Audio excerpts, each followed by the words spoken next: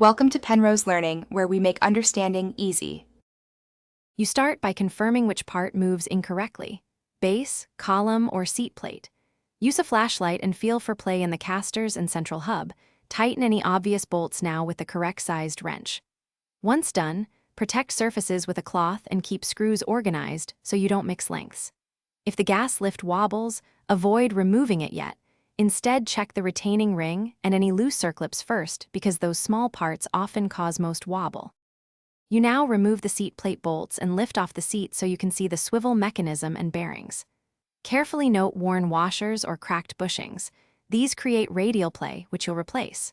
Once exposed, rotate and rock the top of the column to measure axial play, using a small gap gauge or feeler if available.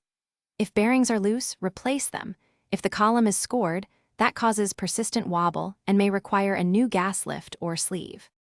You finish by installing new bushings or bearings and using thread lock on mounting bolts to prevent loosening.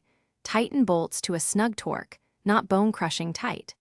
Once reassembled, sit and rock the chair, checking for wobble under full weight and making micro-adjustments to bolt tension.